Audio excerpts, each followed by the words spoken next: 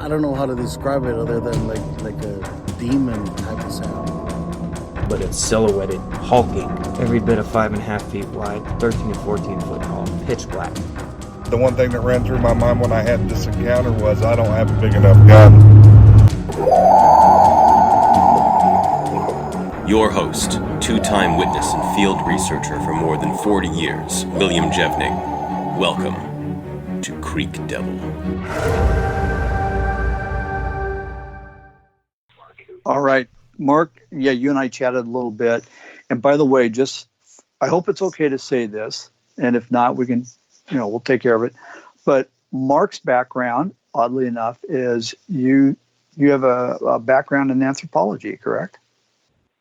That was my major in college. I never finished on that major. I ended up getting a degree in exercise science instead. But yeah, I come from a family. My mother's an anthropologist, archaeologist, and my plan was to be an archaeologist, and I actually my plan was to study, pre-human history, cavemen essentially, and all the things that led up to us. So it turns out this is a good topic for me. Yeah, well, I was going to say, arguably, you got into that inadvertently anyway. So anyway, yeah, I'm going to hand it off to you. Okay. Well, I'll set the stage for everybody and let you know, why I was where I was and all that. I'm a stay-at-home father. I retired young in my late 30s. I feel blessed for that. And I have some young children. I have older children too, but I have young children. I have two babies essentially, so I stay home with them. And at the time last year when I had the experience that I'm about to talk about, my wife was in her third trimester, and I was, I already had an 18-month-old, and I was the full-time parent. So every year since 2010, for one reason or another, usually for just, for pleasure, I like to go winter camping alone. Solo camping, not to hunt or anything like that, but I just like to camp in the winter. I don't like bugs. I like the cold. The cold makes me happy. There's something special about camping in the winter. And last year my wife, like I said, she was pregnant. I knew that she was going to have the baby in a few months, and this was going to be my last chance probably to do that. I probably was going to have to skip a year of winter camping, so I was feeling the need to get out and get that winter camping in before it got too warm. So, I've been doing it for 10 years, 9 years in a row. So last year, normally I go somewhere a little bit close. I live in Pennsylvania. I live just west of Philadelphia. And normally I go somewhere close to here in Pennsylvania or in New Jersey. I like the Pine Barrens. It's a special wilderness area of New Jersey that a lot of people, if you haven't heard of it, it's a special place. But in any case, I decided, this time I want to go a little bit deeper in the woods. I want to go somewhere far out. And growing up as a boy, my father used to take my brothers and I to north central Pennsylvania when we were kids. And, the place just holds I have a soft spot in my heart for north central Pennsylvania. And, it's some real wilderness out there too. What you have basically is a lot of, rolling mountains, East Coast type mountains, Appalachian mountains, with a lot of valleys and a couple small towns kind of dotted in the valleys, and that's it. I mean, you have just a lot of woods as far as the eye can see in all directions. So I said, I got on Google and I found an area that looked real good. It's called the Hammersley Wild Area, and it's a conglomeration of state parks, kind of like, an area where they all sort of meet. And it has the distinction of being the most remote place in all of the state of Pennsylvania, which is saying something.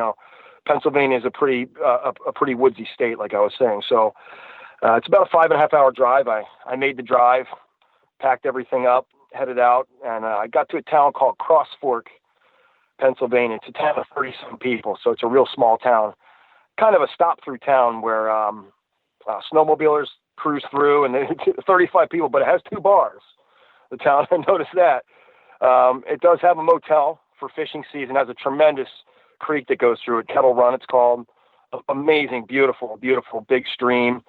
goes right through the heart of town, and it goes right into Hammersley, right on the edge of Hammersley.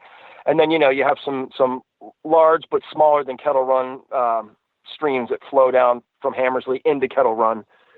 And the motel is there for when the fishing season starts, when trout season starts, and I would imagine deer season as well. So it wasn't open yet. I got there, it was March 10th, but I did rent a room in a boarding house next to the hotel or the motel, just more or less so I'd have a place to park my vehicle. I didn't want to leave it on a dirt road in the middle of the woods and then hike miles away from it. So I got there, I rented the room, parked the vehicle, and I didn't waste any time. I threw my pack on. There was about a half-mile walk from the center of Cross Fork where I was. You kind of walk on the only road that goes through town, and it you get to the entrance of what I guess they call it a hiking path through Hammersley, but it's really not much of a path. It's just trees with spray orange and yellow spray paint dots on them, and that way you don't get lost. You follow these dots, but it's pretty tricky terrain for the first half of the walk through the place. We're talking like you're climbing up some steep slopes, and there was an area along a couple ridges that you basically have what could be no wider than a 10-inch ledge and sort of a real, like almost a cliff. It's kind of treacherous, you got to watch your footing. So it took a while to get up into the middle of where I was looking to get to. I had everything set into my GPS. I went online and I chose the spot that was, I literally chose the most remote spot in all of Hammersley, in the most remote area of the state. So that was my plan. I was going to get out there. So I don't know, whatever it was. I left at 10:30. It was getting on 4 o'clock, 5.5 hours. I had made it to the top of basically to the point where it was going to be mostly downhill from here. And I sort of stopped at the top of the hill and I thought, it's going to be dark by the time I get to my spot, but I'm just going to do it. I'll get down there. I'll get a fire going. I'll turn on some lights and turn on a lantern and it'll be fine. I hate cutting firewood at night. I like to have it stacked up and ready, but whatever. So I started making my way down. I hadn't gone, 10 minutes downhill, and I hear this tremendously frightening roar far away. It wasn't close by, but it was down in the valley towards where I was heading. So I'm going to say it was at least a mile away, judging by how, you could tell it was pretty far, but it was like nothing I'd ever heard before. It wasn't the best way I can describe it is it sounded like if you took a howl from like a wolf and mixed it with a roar from a lion and a scream from a human, and amplified it greatly. That was the noise I heard. And well, Tom, I was talking to you, and I told you that I found a video a few weeks ago. It was called "Strange Noises in Northern Ontario," and it's these people out in the woods, and they're recording the exact noise that I heard, just that long, drawn out, and it would go 5-10 seconds, and then whatever it was, it catch its breath, and then do it again and again. That's exactly what I was hearing. So it stopped me right in my tracks. I mean, stopped me dead in my tracks. I pulled my phone out to record it, and unfortunately, it was too far away. I couldn't pick it up on my phone. But anyway, so it made me stop. I stopped and I thought, oh boy, that's literally the direction I'm heading where that noise came from. So I had to make a decision, and I decided, you know what, I'm just going to camp at the top of the mountain tonight, and I'll head down there tomorrow. I didn't want to be down there in the dark with whatever that was. And, you could tell it wasn't a bear. If you've ever heard bears, even, in the zoo or on TV, or I've never heard them in the wild. I've seen 2 bears my whole life. And I've spent a lot of time in the woods compared to most people. And I always laugh when I hear people say, oh, I wasn't a bear, when I hear, encounters. I've seen 1 million bears. I don't know where these people are. They see so many bears, but the only 2 bears I've ever seen, excuse me, was their rear ends as they were running for their life away from me. But it wasn't a bear. It didn't have that kind of noise that a bear makes. It didn't have that noise that you hear from a wild cat. It was something different. Now I know what it was. Hey, Mark, let me ask you, when you heard that vocalization, was there any sense of it being male or female, or did you get that, speculation? You know what? That's a good question.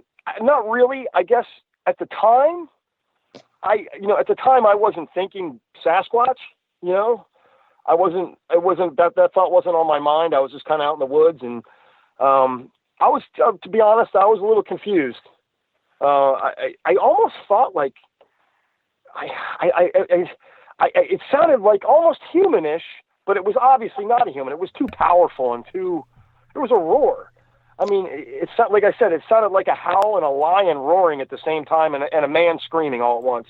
So no, I mean, I guess looking back on it, just because it was so loud and powerful, I would get the sense that it was a male, but I don't really know. You know, I don't know if a female can scream like that too or not. I'm not sure. Yeah, there's not really, But, when these things, yeah. there really isn't any way to tell the difference with their vocals. Yeah. I just knew it was big. It sounded big and it sounded loud and scary. I can tell you that. So yeah, and like I said, it stopped me from my mission at that point.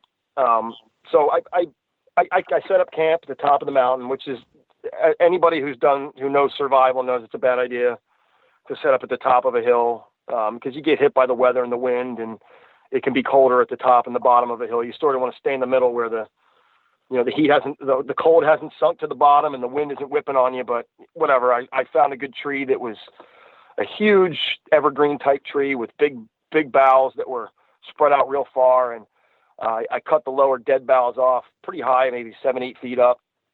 And I pitched the tent under there, figuring it would afford me some relief from the weather. There was supposed to be some kind of precipitation coming that later on that night, so I figured it'd be a good idea. And whenever I set up a camp, I've learned over the years that you always bring an extra tarp.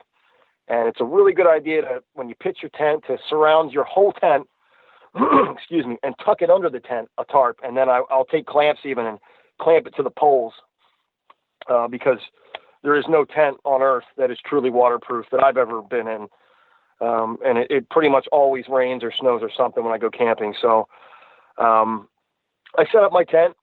I got set up. I got a little fire going. I got a can of Spam out, put it on a stick. I was cooking Spam over the fire, just really feeling real good. You know, it's my first night out. It's been a while. It's been a year since I've been doing it, and I was alone. And I love the silence of the wilderness. And that's the other thing about winter camping.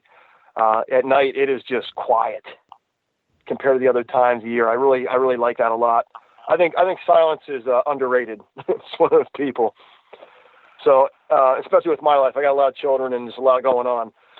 So it started to rain, and it was below freezing there. It was in the 30s, low 30s, and at the time, so it was a freezing rain.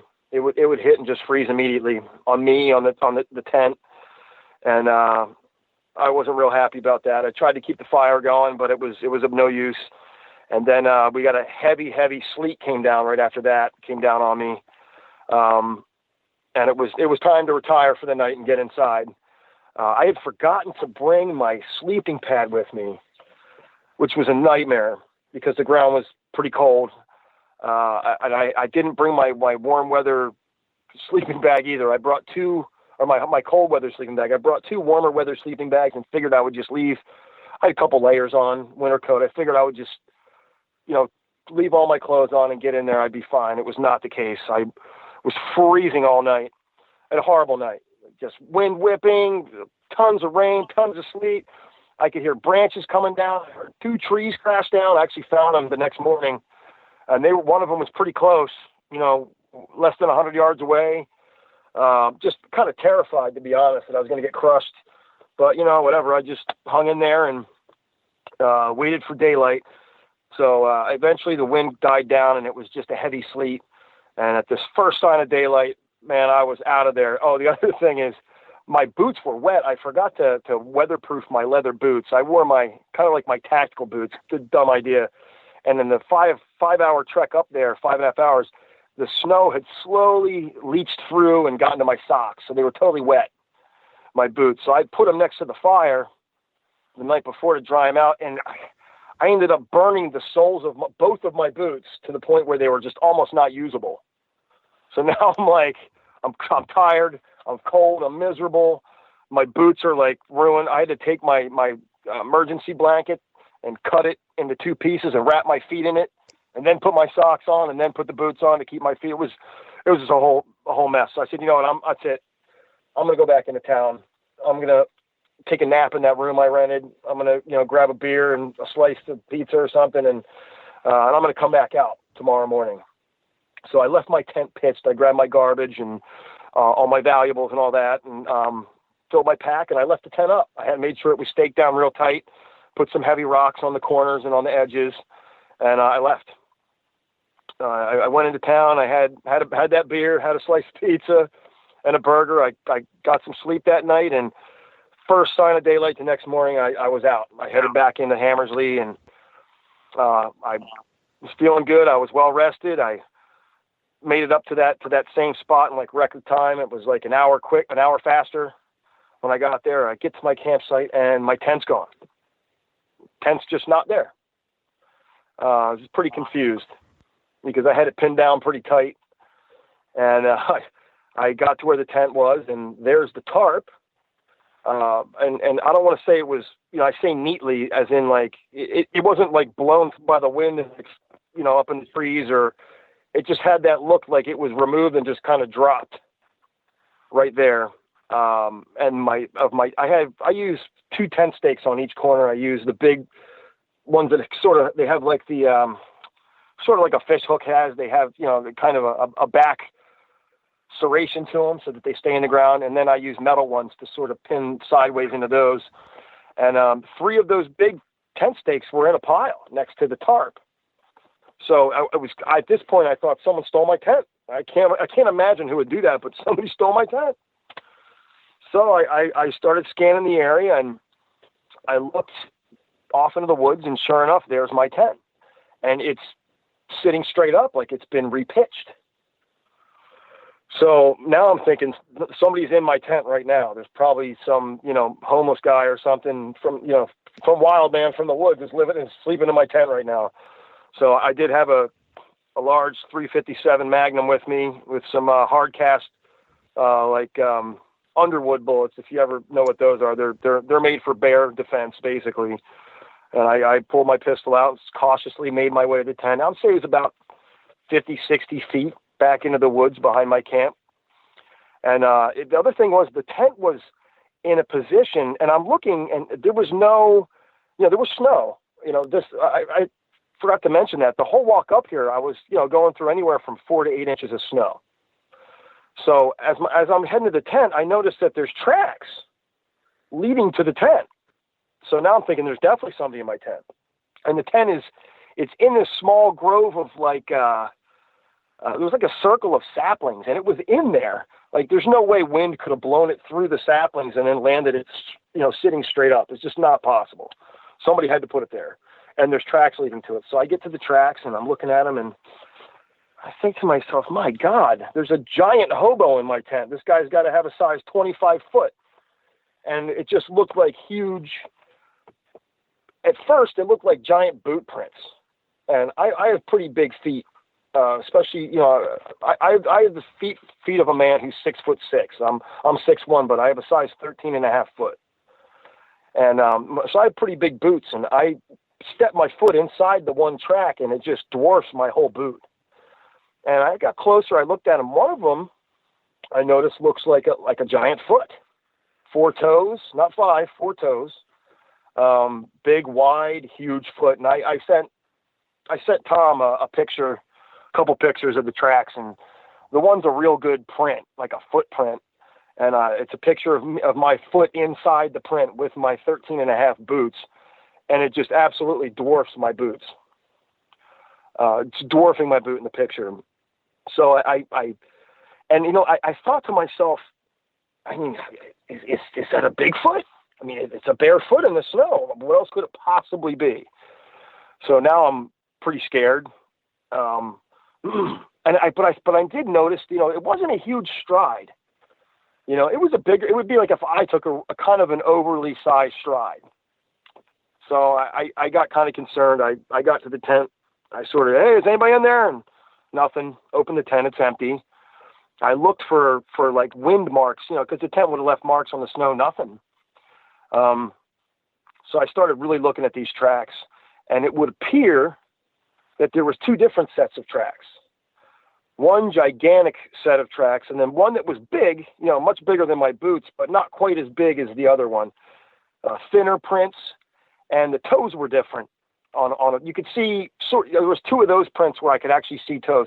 I want to just say this: there was prints all over the camp, it turned out, but most of them they weren't real discernible, like a foot. You know what I mean? There was a couple, maybe a total of 3 prints that were actually footprints that I saw, but they were all huge. So I grabbed the tent. The other thing I found weird is, you would have to be 10 feet tall to put, because it was like the tracks sort of just magically stopped in the middle of nowhere. And I can't imagine that the person could have reached over and put the tent where it was without like maybe leaning against the big tree that was there and having like really long arms. It just seemed weird. The whole situation was weird. So at this point, I'm just kind of walking around going, what the hell? Like, what's going on? I'm finding new tracks. And I thought to myself, oh yeah, you know what? I left donuts out. I had bought these kind of lousy donuts at a rest stop on the drive up to where I was. And, there's just those classic, like, convenience store donuts that come in a box. They weren't bakery quality donuts by any means, and they weren't real good. And I had a chocolate one and an old fashioned one left over. I didn't want them. So I left them out on a log, kind of near the camp. I don't know, maybe 30, 40 feet away from the camp, something like that. And I'm like, oh my God, I left those donuts. So I ran over to the donuts, and sure enough, big tracks leading to the donuts, and they were separate from the tracks that I had left previously when I'd walked out there to put them, because I'd kind of walked out and sort of looked around for a spot and sort of doubled back a little bit to where that log was. And I kicked myself for walking all over those tracks when I got to the donuts. I was just so excited to go and see them. I sort of stomped all over the new tracks that were there. But yeah, there was a big, real big footprint there as well. And you could tell it had kind of stepped down and sort of pivoted, kind of twisted. And then there was the smaller tracks came right up to it as well. And the donut, the chocolate covered donut was bit in half and put back on the log. So that just blew my mind, that any animal would take the time to just grab it, to eat half of a free meal like that, half of a donut, and put it back. So yeah, have you guys ever heard anything like that? Like Bigfoot's not liking food? I can understand that. I can understand not eating them at all. Well, we had, when we were investigating, I always bring up the occult thing because so much happened there, but, that joker that brought all the junk out there, brought turnips and donuts and all kinds of things. In that case, the whole box of donuts did disappear. But they took a bite out of one of the turnips, and you could see the big, blocky teeth marks. And apparently it didn't like turnips, so it threw it down, and they went and raided the neighbor's garden. Nice. Well, yeah, I guess, like I said, they weren't the best donuts. I didn't want them. So, and I always laugh and say that, and it's true, to this day, I won't eat anything from that brand. If it's not good enough for Sasquatch, it's not good enough for me. So anyway, I kind of just walked in circles, and because I really was looking for tracks everywhere at this point. I was a man on a mission, and I began to notice that, it would appear that they were walking, they had, if they wanted to explore certain areas, they had to deviate from my path through the woods. But it would appear, because I had walked the night before all over the place, gathering firewood and stuff like that, it appeared that they had been stepping in my tracks as much as possible. Because you would see, my old, because their stride was bigger to where they would skip one of my feet, you know what I mean, in my tracks. And then you'd see a big squashed print. My print just gets squashed. And I could kind of see where the toes would go underneath the snow, and that they would apparently carefully pick their feet up. I don't know. I found that fascinating. I don't know if maybe was just a coincidence, or, you know, I mean, you guys would know better than me. Do they hide their tracks in any ways like that? Is there anything that have you ever heard of that? Well, it's certainly possible. I mean, I can't think of any, you know, people who have talked about it, but it's certainly possible they would do that. That shows a lot of forethought and brain power, you know. So yeah, they are very intelligent. Yeah, I mean, well, do other animals do that you've heard of? Well, not so much with footprints, but like, excuse me, predatory animals do it with their scat. In other words, you know, you'll have one predator in an area that'll mark its territory with scat, and a larger predator will come along and actually defecate on that animal's scat, sort of saying, now this is my area. So it's kind of along those lines, but not exact. Well, the prints were everywhere. They were obviously real interested in my camp. And I had left the morning when I left, it was sleeting pretty hard. When I left that previous morning and walked back into town, and it sleeted for just 3 or 3.5 hours after I'd left, because I was paying attention to the weather at this point, and I noticed their tracks were filled with sleet. I was filled with a lot of it, you know, 1/2 inch to 3/4 of an inch or so, which tells me they were probably watching me and waiting for me to leave. That kind of made my stomach drop a little bit. You know what I mean? Oh man, you know, they must have been watching me and just waiting for me to get up and go. And they just couldn't resist. You know, they had to come in and see what this guy was doing here. But I really found it interesting that the tent was moved. That's just, it seems almost silly. You know what I mean? But I don't know. And Mark, you said that it was almost like repitched, right? It was. I thought it was sitting straight up, just like someone had pitched it. Yes, I mean it wasn't staked down. The stakes were left where it was pulled up originally. But yeah, it was sitting straight up. I was almost positive I was going to run into somebody in there. You know, like they had moved Mark, it like was further this one away. of those? Real quick question: was this one of those tents that, like a dome tent or something, that's sort of self-standing, but you just stake it down to keep it from blowing away? Is that, or was it teepee? A classic. No, it was like a classic dome tent with two long poles that crisscross. But it's a one-man tent, so it's not a square at the bottom; it's a rectangle, kind of a smaller one-man style. It's not a big tent. All right. But yeah, I found that really fascinating. To this day, it fascinates me. Why would they? You know, you would have to really be pulling on the. You'd have to pull the stakes out. I had a couple rocks on it, you know, on the edges. They'd move the rocks, and then they had no interest in the tarp apparently, but the tent was of interest, and took the time to walk it out into the woods and you know, set it down somewhere. That was. It shows that it shows a level of inquisitiveness, I guess. You know, like they're curious. One-stop shopping. I'm just thankful. Yeah, exactly. I'm thankful that they weren't hungry for human that morning, because boy, I was out there. I was far enough. No one would have heard me scream. That's for sure. But so anyway, that I had, you know, I decided that's it. I'm camping. I went down in that valley where I heard that scream, that howling, yelling scream the day before, and I had no incidents for another 3.5 days. Had a great time and camped right next to the stream in there, Bull Run, and you know, hunted crayfish, and I didn't catch any fish. I tried some trout fish and didn't catch anything, and just had a good time. I really enjoyed being out there in the winter. But that whole experience had kind of set me on this path to where we are now. Excuse me. It had set me on the path of studying and wanting to know everything I could about the subject.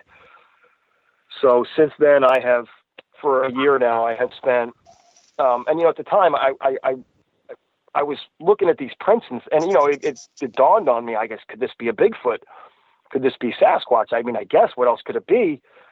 And I wasn't very educated. You know, all I'd seen is the videos of the fat guys with cameras and lights, kind of banging on trees and tromping through the woods, and I just figured I figured they were, that they were out west. And I've heard about them in Texas and in California and Washington State. And I did live in Alaska for a little bit.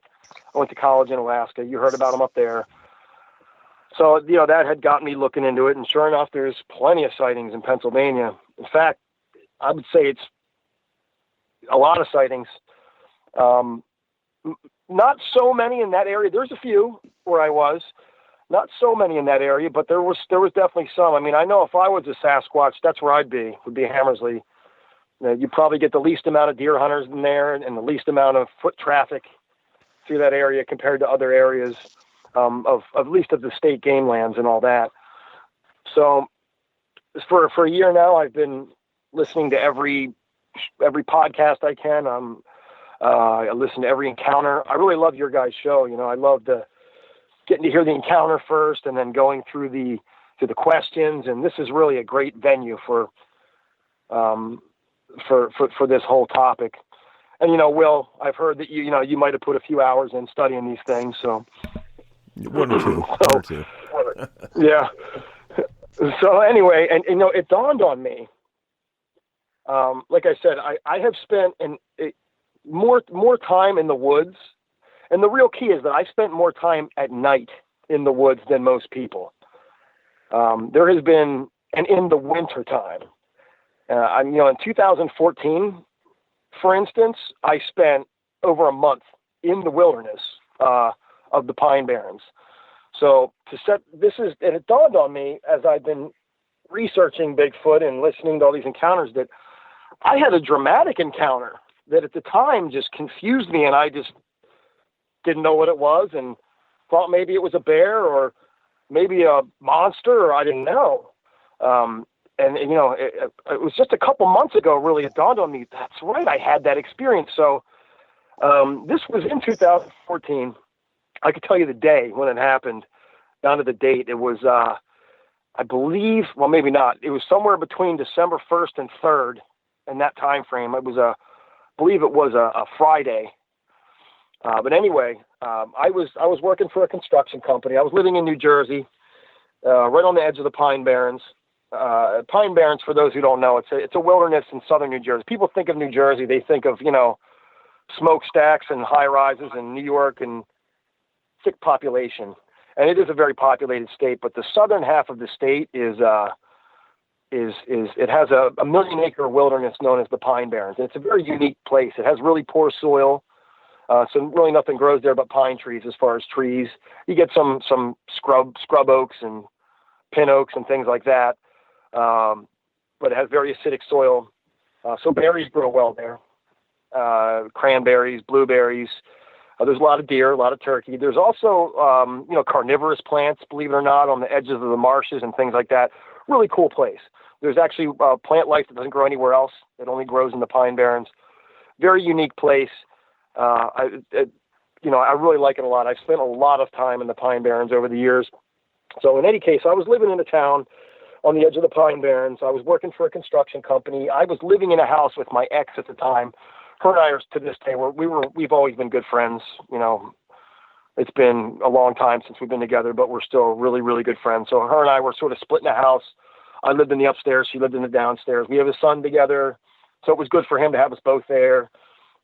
And I was driving a company car. I didn't have my own car. I didn't need one. I drove a truck that was the company's, and things were good. And had just opened up a new business, a vape store, with the owner of the construction company I was working for, and we were partners. I basically set up the store and got all the computer systems set up and decorated it and put the furniture together. He provided the building, which was like a strip mall that he had, and it was a good setup. That way, we didn't need a lot of money to get started. And it turned out his wife didn't like me much, and it was on Thanksgiving Day. I'll never forget it. I'd stayed late to set the store up. We weren't open, or we weren't open yet. We were getting set up, and I said, I got to get out of here. He's like, go. I went home to cook and do the Thanksgiving thing. And his wife had told him a few days earlier that if he didn't get rid of me as a partner and make her his partner, that she was going to divorce him. So his part of his deal was he was going to get the lawyer together and get all the paperwork and all that. So he had gotten the lawyer, set it up, and just cut me out. and signed his wife on in my place. So now I've lost my store. I lost my job because I'm not going to work for him after that. I don't have a car because I was driving the company truck. And I came home and I said to my roommate, I said, look, I don't want to put you out. I know you have other people that could live here. I don't know when I'm going to be able to pay rent next. I'm just going to bail so that I don't put you out. She said, okay, do what you got to do. So I lost everything sort of overnight. It was a dramatic time in my life. I did have two things though. I had a really good set of camping gear, and I had a girlfriend at the time that still loved me. So I said, at the Pine Barrens, the woods, there was an area called, it's Winslow Wildlife Preserve, I think. It's Winslow, New Jersey is where I was. I was right on the edge of it, the western edge of Winslow Preserve, northwestern edge. The town I was living in at the time that I just left was right there. So I said, I'm just going to walk right back into these woods. They were building a new development next to my development that I was at. And they had sort of they call them sand pits. It's an area where they dump extra dirt that they don't need in case they need it later, for a new house or whatever. So it's kind of just piles of dirt, and people go back there with their dirt bikes and four-wheelers. But mind you, this is December. This is like in the wintertime, so it's cold. So I said, I'm just going to camp it out. And I had friends that were like, oh, come stay with me. I'm like, no, this is how I am. This is what I do. I'm gonna sort of enjoy this. But at the time I didn't have a car or anything, so it was a little bit rough. So I walked about a quarter mile back in the woods from the neighborhood, and there was a pretty worn path. It was a dirt path that people walked their dogs on and things like that. And I had found a mound right off the path. You look to the left and maybe 30 yards off the path, there was a big mound, 8 feet high. I pitched the tent on the other side of the mound, covered it with brush, and sort of made it a stealth camp. Figured, I'll sleep in here, and then in the morning I would head out into civilization. My girlfriend would pick me up. I would drop her off at work with her car, and then I would use her car to go find a job, get a car, get myself set up and all that. So that's what we did. And by day 5, I had found a new job. I had found a car, and I'd go to the gym to shower and all that, so I wasn't a dirtball during the day. But my insurance didn't kick in until midnight that night, so I couldn't go pick the new vehicle up until the next day. So it was my last night living, I couldn't have, it was miserable. I couldn't have campfires to keep warm. I was kind of just like hiding out, in this spot. So anyway, every night that I would camp there, every night, a pack of coyotes would come and just raise hell right in front of my tent. I don't know if it was me that drew them there, if it was just their spot, but they didn't really bother with me. They would just yelp and run around and fight and scrap and make all kinds of noise. And the first night or two, it kind of scared me to death. But after that, I realized they weren't messing with me and they were just doing their thing.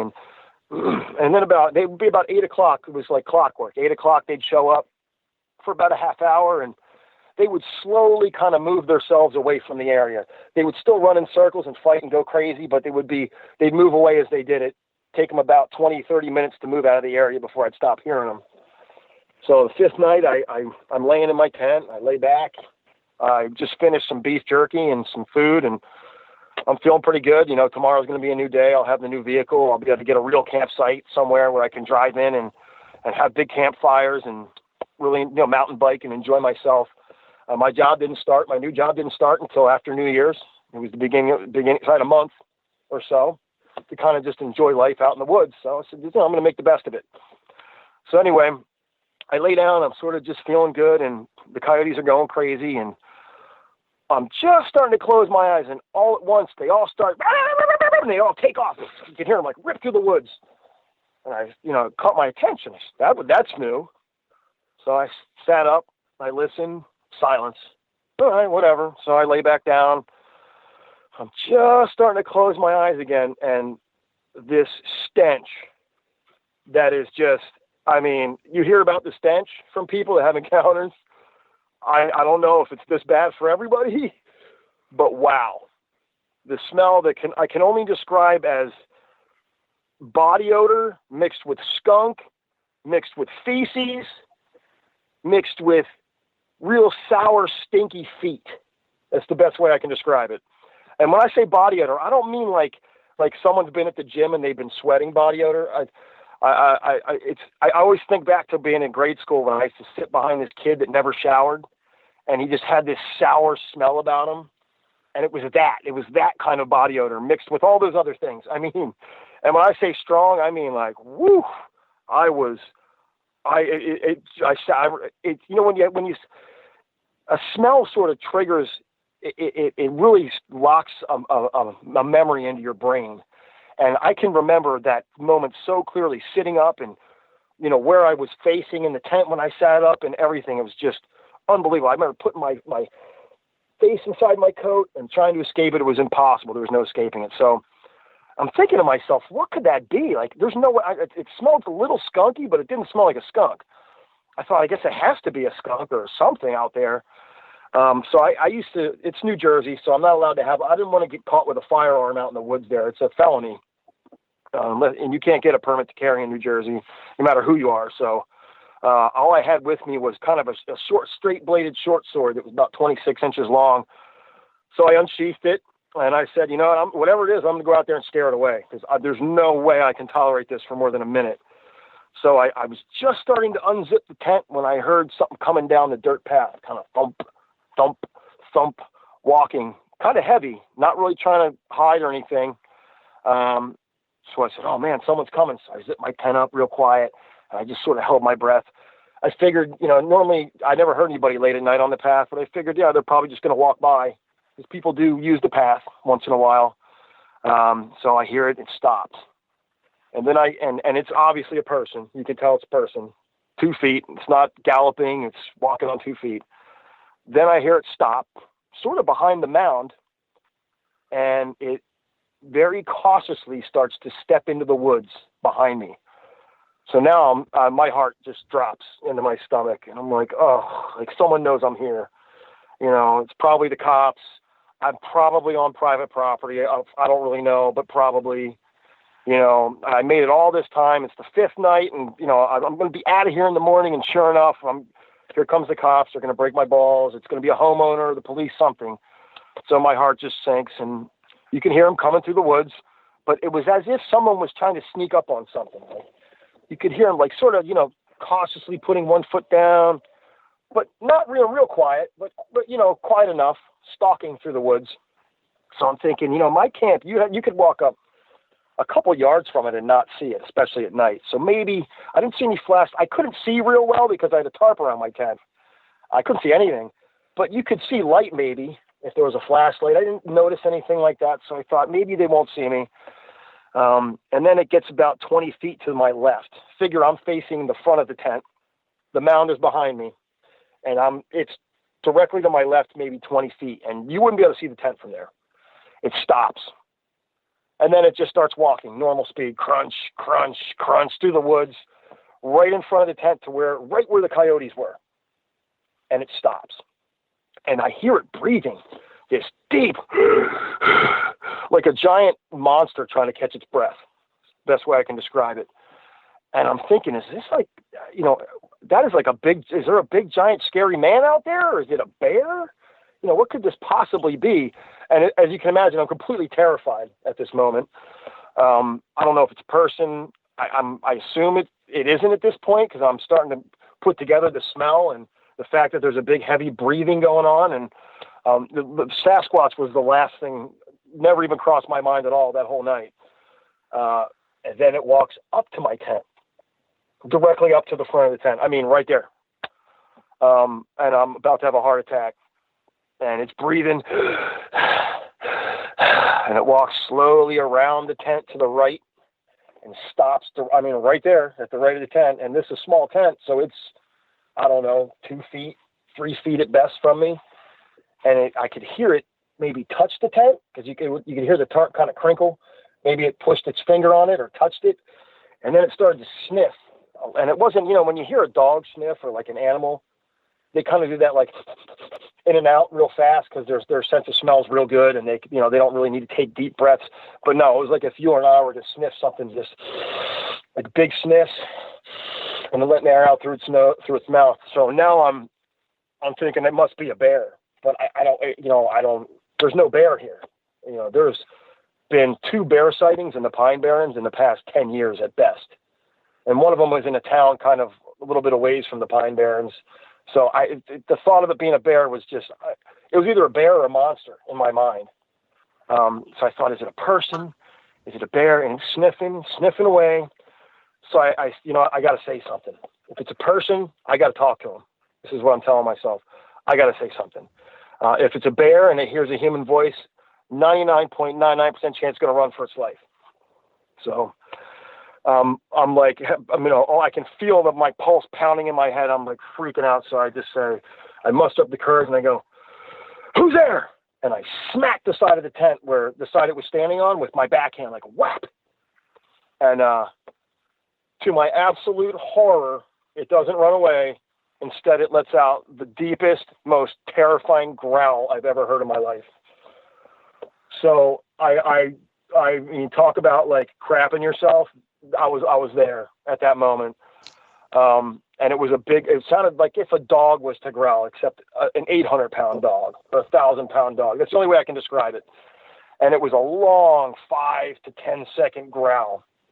So now I'm just poised with this blade in my hand. I'm just waiting for whatever it is to rip through the tent and kill me on the spot. I figure I'll just go down fighting, with this, and that's it. This is it. And, to my surprise, it just turned around and walked away off into the deep woods. It was on the side when it growled of the deep woods. It just, I suppose, just turned around and headed in that direction.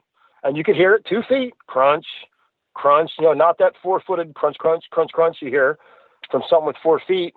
Just crunch, crunch, crunch, slowly went away in the distance, went away.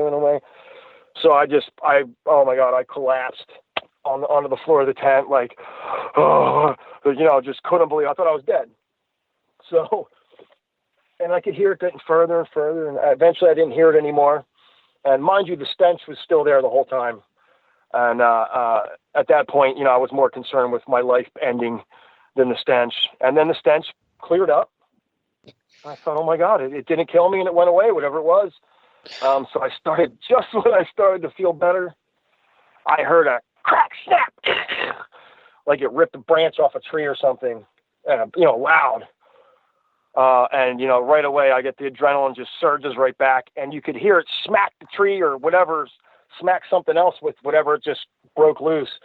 And it wasn't like on TV when you see these people like, clunk, clunk, hitting a tree. It smacked the tree so hard that whatever it smacked, I could tell it was a fresh branch that it used, because it would hit the tree and it went, like smack, like it was catching up. It hit so hard that the vibration would smash against the tree again. So at this point, I'm terrified again. And then it let out this, like, I guess like a bark noise, like if somebody sneezed real loud, like a rah kind of noise. Followed by what I can only describe as like a woman screaming, like she just got ripped in half. Or, I guess it would have sounded like when you hear a chimpanzee scream on TV, same sound, just wah! Kind of this huge scream. And right, of course, my heart drops into my stomach again. And it's not gone. It's right there. It's probably, 100 yards away, maybe further. I'm not sure. But, I just sat there and held my breath for 20 minutes practically, and it apparently went away. I was just... Sorry, go ahead. Oh, I was just about to ask you, too, like, what happened after that, that experience? I mean, you said 20 minutes, it went away? I guess. I don't know. I mean, after it barked or did the wah noise, and then it screamed, and it was loud, man. Whew. And it's funny because when the coyotes would be at my tent, I was not that far away from other houses. In fact, you could see, if you looked real hard through the woods, you could see the lights of homes off in the distance through the woods. And the dogs would go crazy at people. So you could hear them, like, the dogs just off when the coyotes would show up for that half hour. And there was no dogs, man, when this thing screamed. But no, I didn't know what happened. Honestly, what happened is eventually I said to myself, if it was going to kill me, it would have killed me. And I swear to God, I had one of the best night's sleep I ever had in my life. Once the adrenaline wore off, I somehow just laid down and went to sleep, and daylight came in the morning, and I packed up and got the hell out of there. And, my girlfriend at the time, she picked me up, and she knew immediately by the look on my face that something was wrong. And, I told her what happened. And I said, I don't know if it was a bear, but it seemed more like a monster. Like a monster was outside. I said, it had to be a bear, a monster. Oh, no, it was just one of those coyotes. I'm like, no. This was not one of those coyotes. Like something scared the coyotes away and then threatened my life, essentially. But yeah, honestly, after that happened, I just went to sleep. I mean, for 20, 30 minutes, I sat there in stone cold silence and didn't move. And then when the adrenaline wore off, I was so tired. I'll never forget how tired I was. And I thought about it. I thought, should I just head in? Should I pack it up and get out of here? Do I even want to get outside the tent? Maybe it didn't kill me. I was in the tent. Maybe I figured, I'm just going to go to sleep. And that's what I did. I went to sleep. But yeah, hair-raising experience. Its face was 2 feet away from mine. It was sniffing the side of my tent. At the time, like I said, Sasquatch never even crossed my mind. I never would ever have dreamed that there would be a Sasquatch in the Pine Barrens of New Jersey. It was the last thing I would ever expect. And again, the past year, I've looked it up, and there's been, over the years, a dozen or so sightings, for the past 100 years or whatever. And apparently they're there. Yeah, I don't really know too much about the Pine Barrens, except I'm a huge fan of The Sopranos, and I know I'm not sure if you ever watched that show, but there's a whole episode called the Pine Barrens. But yeah, I have looked it up. There are a lot of sightings in that area, and the thing about the Pine Barrens too, it's not just in Pennsylvania, but it kind of goes through New Jersey and everything. So it's a huge area. Yeah, it's a big belt. It's 1 million acres or more. But in the area where I was, if you pull it up on Winslow Wildlife Preserve on a computer, let's say, and you look at it, that patch of woods I was in is probably no more than 2 square miles. And then you're surrounded by farms and neighborhoods. On the western side, there'd be neighborhoods. And then on the north and south and east would be farms. And I didn't know it at the time, but I was less than a half mile, I'm going to say, from what's called the Old Egg Harbor River. And it's a small river that rolls through that area. And, if you follow that river on Google Earth, there's always a patch of woods around that river. Even when it goes through neighborhoods, when it goes through farm areas, you'll always at least have a couple 100 yards maybe of woods around that river. Mm-hmm. And they must just travel that river and go from, woods patch to forest to forest to forest. And they're all connected. You could even get out into the big patch of woods out there, the Wharton State Forest. It's connected too. You can get to it without having to step into civilization. But there is one spot where I would imagine if they wanted to cross through, they would have to expose themselves a little bit across some railroad tracks. But at night, we all know that, these things could be 10 feet away from you. You never even know they're there. Yeah. So yeah, I'd imagine. Hey, Mark, they could slip in it. Go ahead. Mark, I got a quick question. They got coyotes in the Pine Barrens. Mm-hmm. And I'm just kind of a rhetorical question, but I'm assuming, do they have deer? Do they have other food sources that these creatures might be interested in? Oh yeah, there's a plague of turkey in the Pine Barrens. It's real bad. I've never seen, and I've lived all over the country. I lived in the Wasatch Mountains. I lived in Alaska. Man, the Pine Barrens takes the cake for turkey population. Every time you go out there, you'll see them. It's almost that bad. Okay. So I would imagine they could be eating turkeys all day. And yes, there's deer. There's plenty of deer. And the coyotes are actually a new thing. When I was a boy, there wasn't coyotes that I remember. They've moved in somehow in the past, 20 years or whatever. But I think that's what it was after. I think it was, it heard the coyotes, it heard them freaking out in front of my tent. It maybe thought they had food, or maybe it wanted to eat them. Because the way it crept into the woods off the path was like it was sneaking because once it realized there was nothing there, it just walked normal. I noticed that difference. It was very apparent to me that it was creeping when it first came off the path into the woods. So yeah, I think it was after the coyotes. You know, that were in front of my And the tent. coyotes caught wind of it, and then they're like, he's Oh, like, they okay, definitely the did. gig is up. Yeah. And I the wonder- dogs did too. I find that interesting. Oh yeah. You know, yeah, because like I said, the dogs would go crazy when the coyotes would be out there. You'd hear them the whole time, off, the couple different sets of dogs off in the distance. But yeah, it was dead silent. And that breathing, oh man, when that thing was breathing, I was gonna have a heart attack. Mark, you bring up such a great point, and let me ask you, Will, this, because we always talk about deer being the main food source for Sasquatch, but do you think that coyotes are also a major source for them for food? Well, I've mentioned this before. Deer's the obvious one, but they'll eat anything. And we know they go after coyotes because of the association I had with a state trooper back in 1975, and he told me that's what he found, where they were luring him in and killing him and eating him. Wow. Interesting. Yeah, I mean, we all, and you hear about how much they dislike dogs in general. At least it seems that way from everything that I've read and heard. That there's some kind of mortal enemy of dogs fear them, and they seem to not like dogs. Yeah, my dog backed away. Well, he didn't back away. He wouldn't go into the woods. I mean, he apparently knew what was there and took off from there really quick. And I never saw him act like that, prior to that time or afterwards. Yeah, you know what? It makes me think about something else too. So after that whole situation, I got my Ford Explorer, and I went to a place called Goshen Pond, and it's a campsite. They call it a primitive site. There's no facilities there. You just pitch a tent and you have a fire pit, and that's it. The facilities are a pitcher pump when you want water, but it's on the Mullica River, and it's kind of spreads out into a lake right there, sort of a marshy lake.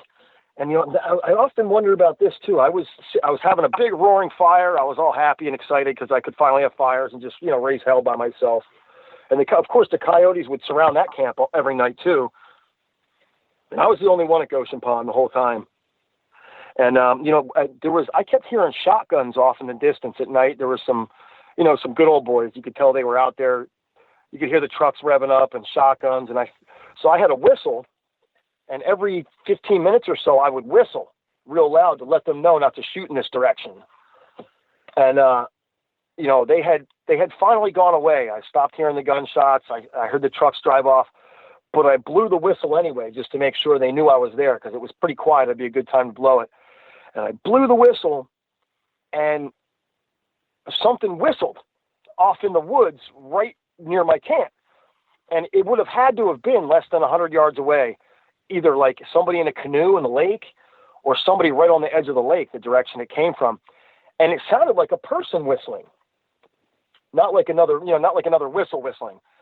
And, my blood ran cold for a second. And I said, "Who's there?" I screamed. Nothing. I didn't get any answers. I'm like, "Yo, who's there?" Nothing. So I ran in the woods real quick with a flashlight. I figured it was someone in a boat. That was my number. No, there was nothing there. I saw nothing. And I often wonder if that was one too, maybe. Because I would have been the only source of entertainment for anything out there. It was dead of winter. There was no other campers. There was, I would imagine I would have been at least a curiosity for something like that. But yeah, I often think of that. That moment. I'm gonna jump in. That was a week later. Actually, I was going to make a comment. I'm going to jump too. in for a second. I was going to ask you, Will, to comment on that, because I know you got something to say. Yeah, I was just going to comment. When we look at Native American ceremonial masks, you see the masks that have the pursed lips, and that is the Bukwas or the Sonakwa. That's their what their words for, and I can't remember which tribe at the moment, but and there are other names, for the wild man, and the whistling and the pursed lips is whistling. That's what Native folks talked about these things doing. Way before we heard of anything about any other kind of vocalizations. Well, somebody whistled, and I often wonder if it was, a person. It sounded kind of loud to be a person. That's what scared me. It could have been I figured one it was of a these. person. Could have been one of these because they do whistle. Wow, that would be, boy, that's a serious run of Sasquatch encounters for me. I didn't even realize if it was, because that was no more than a few days after the last experience I told you about. And I remember I went on Facebook Live when it happened, and I remember I still had the video, and I said, "There's somebody out in the woods around my camp," and I actually took the phone into the woods with me when I went, totally expecting to find a person in case someone killed me. You know what I mean? In the middle of nowhere in the woods. Have some record of it. So there'd be a record of it. But yeah, so it's that. But that one that came up to my tent, when that breathing, when it stopped, 15, 20 yards in front of the tent directly, because it was thick woods, thick brush, and then an open area in front of the tent, sort of in that area, 15, 20 yards ahead, where the coyotes would run around. Man, it was right there. And when it stopped and did that breathing, oh man, I swear I almost had a heart attack. I was so terrified. And then I walked up to the tent. I couldn't believe what was happening at the moment. But yeah, I chalked it up as a bear.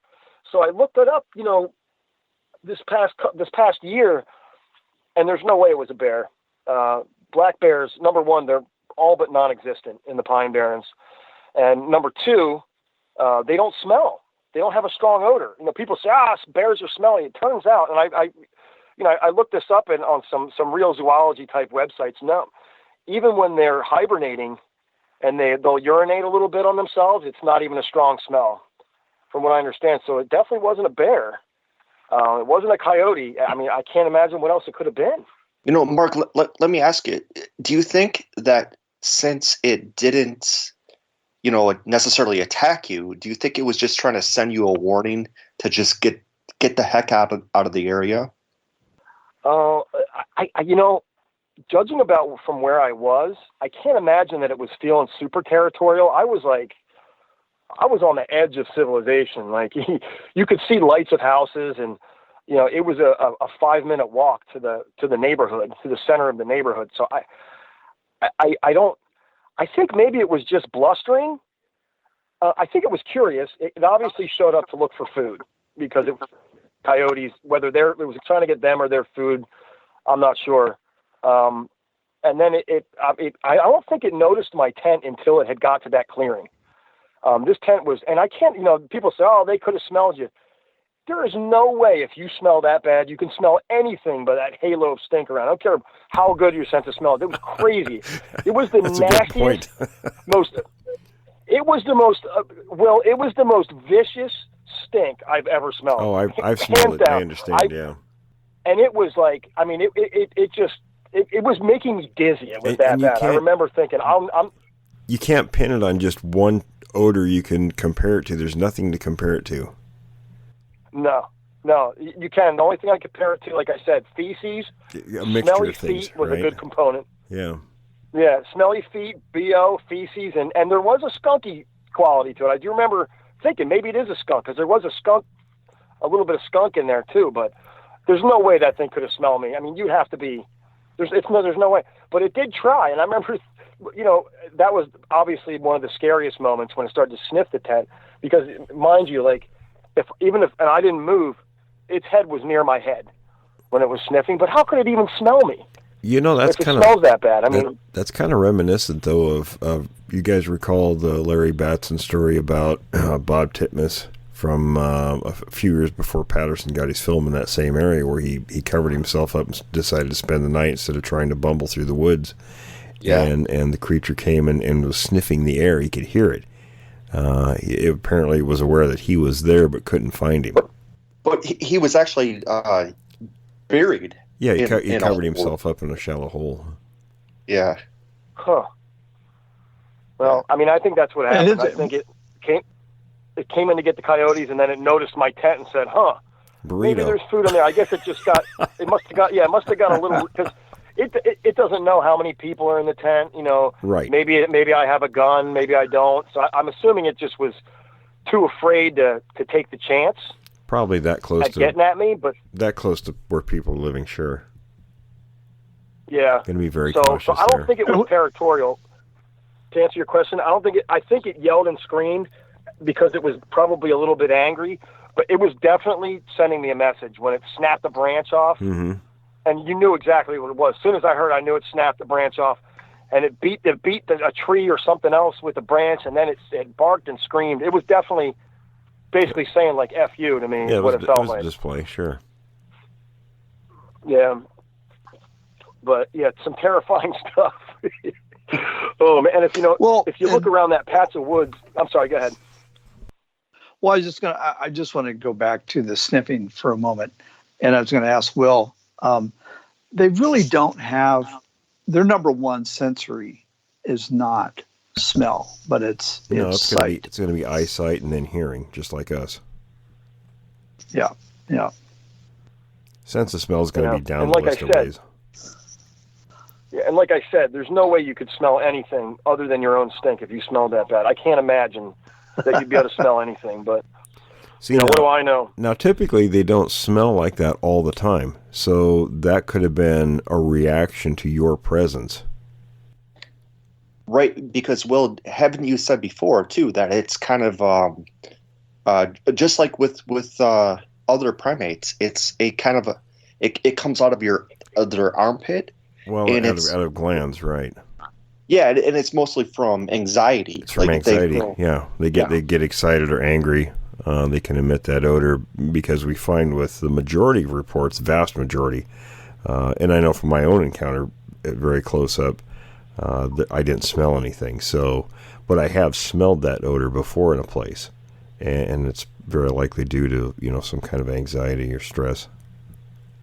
Right. Well, I wonder. I don't think it would have. Here's the thing: is that I smelled the first indicator at all was the smell.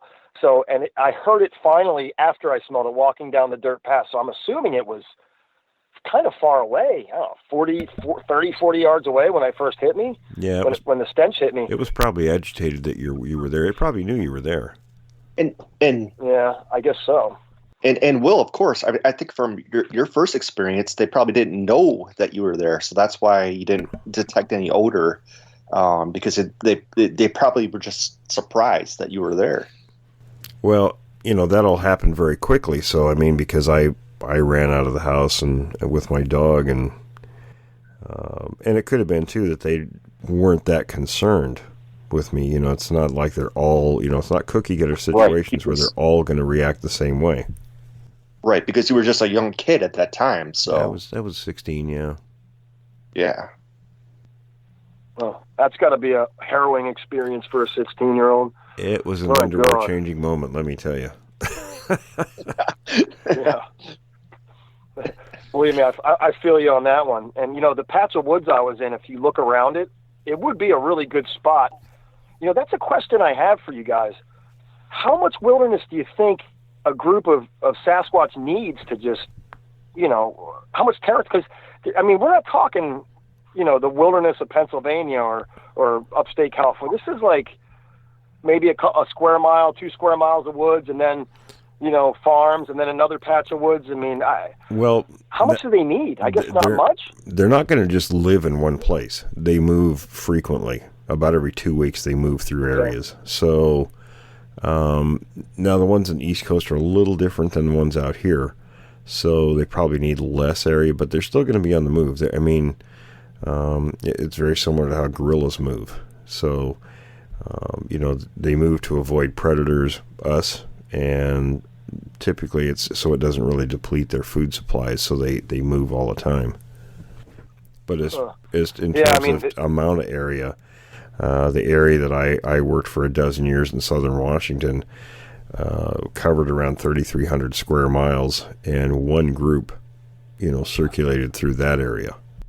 Yeah, we're talking a lot less than that. Where I'm, for that area of the Pine Barrens, but that also means that there would be bottlenecked areas where they would have to cross through. Correct. To avoid. So there's opportunity maybe to catch a video or something of one. If you could do it right, because they would have to go through these areas. You you could go right now on Google and look at the Pine Barrens and look at all the patches of woods, and there's definitely areas, because the spot where I was when that thing came by, there's one way in. I mean, you're either crossing a farm field out in the open, or you're sticking in that skinny little spot where the river goes through in between those two neighborhoods. So I mean, I think there's opportunity. And you know what? I contacted the BFRO, and I talked to the guy about it, and there just seemed like a total lack of enthusiasm. And I said, look, I'll take you to the very spot where it happened, and they didn't really get back to me about it, and I don't know. I found that interesting too. Like that's. Well, we won't go down that road, but we understand. Yeah. Listen, fellas. Mark, I'm looking at the area here, and I can see that well, I was just going to mention, there are some choke points in there. It is pretty fascinating. So I suspect Delaware and maybe get some of these, but you can certainly see Pennsylvania. Very fascinating. Yeah, and they could be all of your encounters. As far as part of a range, they could be coming out of Pennsylvania and into that area, sort of a peripheral. What would they do? I mean, it's a big river. Would they swim across the Delaware? Sure. They swim the Columbia River all the time. Yeah. I mean, I couldn't believe it once I realized. The last thing that night was the last thing that crossed my mind was Sasquatch. But yeah, I mean, it would appear that these things are everywhere. Wherever you got a decent patch of woods. Pretty much, yeah. I guess you'll find one eventually crossing through. Well, listen, fellas, we're running a little short of time. Mark, stay in touch with us, and we can help you information-wise. So. Yeah, that would be great. And I want to thank you guys for everything you do with this. It's it's not often I can just talk about this and get it off my chest. I know it sounds silly, but it's the same old story for me as you hear for everyone else, where I get a lot of eye rolls, and it's nice to have people that are willing to listen and answer my questions. I appreciate it. It does make a difference, and like I say, we'll definitely help you out. Answer questions and anything you want to know. We'll do our best to help you with that. And we do definitely appreciate you too for coming on. Yeah. Oh, yes. Well, I appreciate it, guys. I appreciate it. I'm going to. I do plan on, when I get some free time in the next few years, heading out and really exploring that area actually, and. If I have any questions, you guys will be the ones I go to. Awesome. Mark, I got to say, really enjoyed having you on the show tonight. Very interesting. Absolutely. Sure. Multiple encounters. Yeah, very good ones. Well, I appreciate it. Like I said, it feels good to talk about it. And, you guys have questions for me too. Let me know if you're ever out this way and you want to know where to go. I can show you the exact spot. Absolutely. We may take you up on that. All right, cool. Thanks for listening to this episode of Creek Devil. If you or anyone you know has had an encounter with these creatures, please contact us at williamjevning@yahoo.com. That's William, Jevning, @yahoo.com. All communication is confidential. Join us for another program next week. And until then, keep your eyes open out there.